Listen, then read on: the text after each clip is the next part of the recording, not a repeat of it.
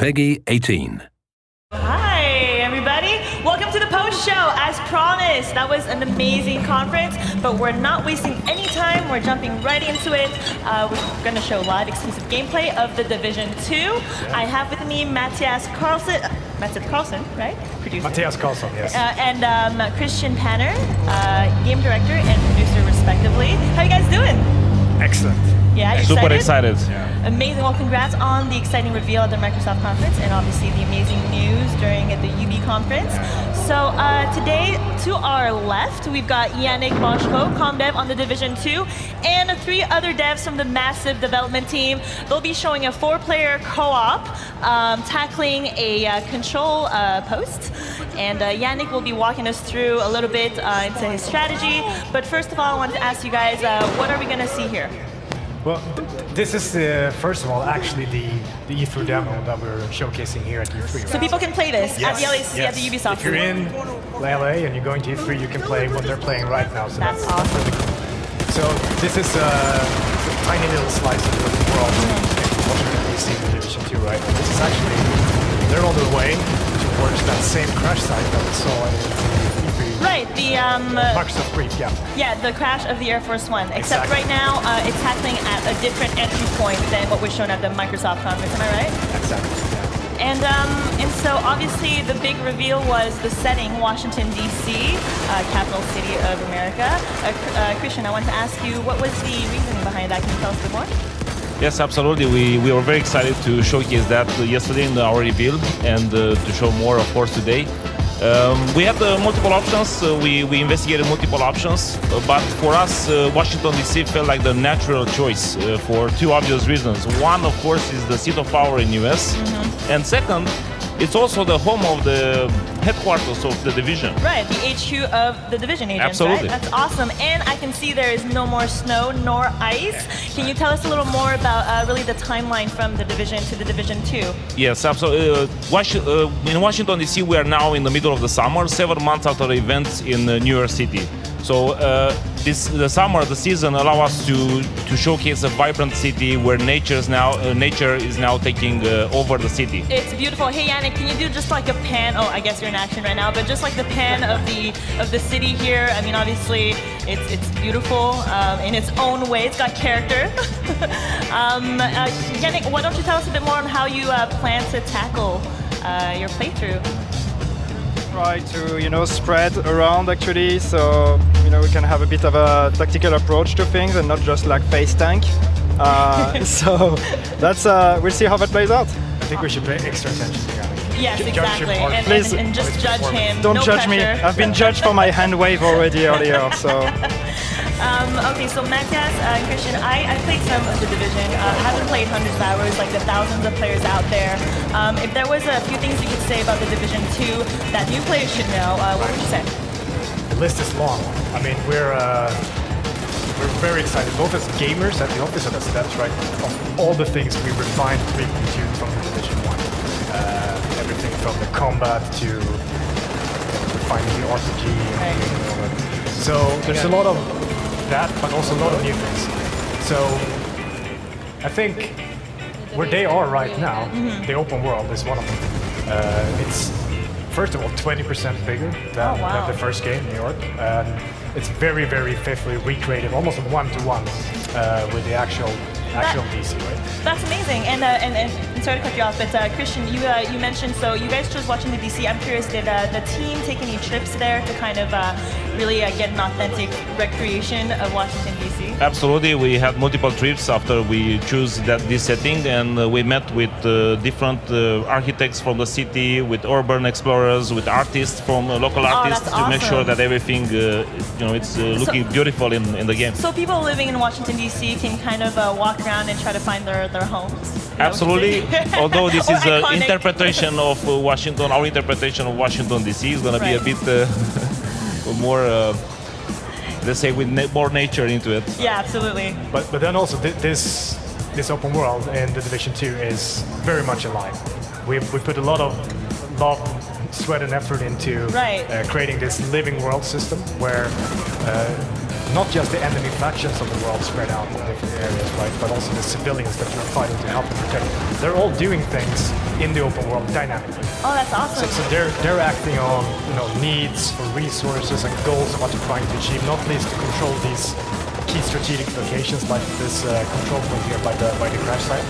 This creates a lot of movement and activity, and ultimately things for you to do as a player as a surprise. Right. You don't know what's going to happen around the next one. Absolutely, a lot of gameplay opportunities for the player to kind of pick and choose exactly what it is that they want to do. And so right now, they have reached the control point. I take it. How you doing there, Yannick?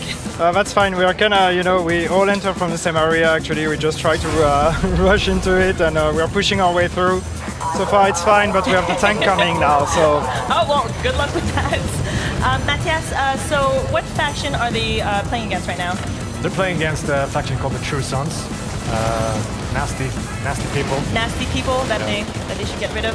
Yeah. And so I know another big reveal, big new feature that was mentioned during the Ubisoft conference are the specializations. Right? Can you tell me a little more about that? Specializations is really adds a new extra layer and dimension to endgame, where you've been going on this incredible journey through the game, through the leveling game, the campaign. You've been growing both power and capability. Right. You've been getting new skills, mods for those skills, weapons and gear, etc. When you get to endgame, you're presented with a choice of how do you really truly want to specialize. Right. First choice is the signature weapons that we saw in the conference, right?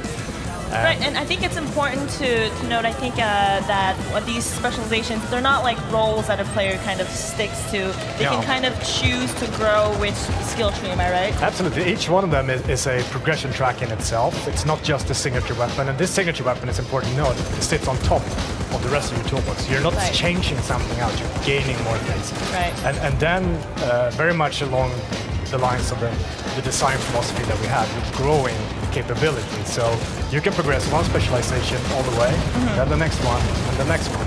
And then you become the ultimate player. Exactly, you get full flexibility to and you're gonna need to become that, because we also announced today that for the first time in a division game we have raids, which are absolutely incredible challenges. And if you are not prepared for it, absolutely, it's up to 8-player co-op, and you need to be prepared for that. It's going to be very hard to tackle that challenge. That is very cool. Yannick, how are we doing here? Like that. I'm just blowing stuff up with my grenade launcher. Have you been downed yet? So Yannick, you're playing the demolition specialization, am I right? Yes. Can you show us what's signature weapon you've got equipped there? Yeah, I got that. I got that nice grenade launcher here, and so I get to make a lot of very nice explosions. You get to blow shit up. Yeah, like that. And our other massive developers here, I believe, are playing Survivalist and Sharpshooter. Am I right? That's correct. I don't know if we can get the audience to see the skill set of the other specialists. I believe that's the Sharpshooter, am I right? That's correct, yeah. So the demolitionist that Jank is playing has the grenade launcher, which is all about, radius, controlling an area, creating mayhem, flushing enemies out of cover, getting several of them in the blast at the same time, etc. Absolutely. Whereas the sharpshooter has this super powerful sniper rifle, 50 cal, that can penetrate several targets. So you can find your angles and line them up, and this feature that we have very prevalently in addition to on the enemy archetypes, the weak points that are associated with the enemy's special abilities. Oh, that's great. You can pelt all of those coming in and out of the target. Looks like Yannick actually did it. He captured the control point. You did it! Congratulations. Yay, congrats. That's surprising, I have to say. Awesome. It is surprising. I feel like he didn't do as good during the rehearsals, but I feel like the pressure has cost him up his game. All right, so if I think we're done taking over this control point now. Yannick, why don't you come join us over here? Let's talk about this. We did it. we did it. Yay! So that was not too ridiculous, but okay. Well, now that you're here, I think we've got a free pod. Well, is there like another player that you think can fill? Yeah, I think you guys want to keep playing, right? You want to play more of it, yes. I see the note. All right, So yeah, we happen to have a Think Panda just here, who I think would be a great fit Come to, on over, Think to play the Panda. Division. Hey, hello. what's up? How are you doing? I'm okay. I'm great. How was the Very conference excited. from inside? It was amazing. Yeah. Did you like what you saw with the Division? Oh my god, there's so much to look forward to. Are you excited to play Great. the Division 2? Yes, so excited. I cannot wait. It's gonna be the first time you play it, so. Yes, I hope I do well. I We'll see how it have goes. faith in you. I have Thank faith. you. Thank All you. right, so let's jump right in then. Yeah, Yeah. let's do To it. the Make us pod proud. and Show us Right. what you got. Thank you.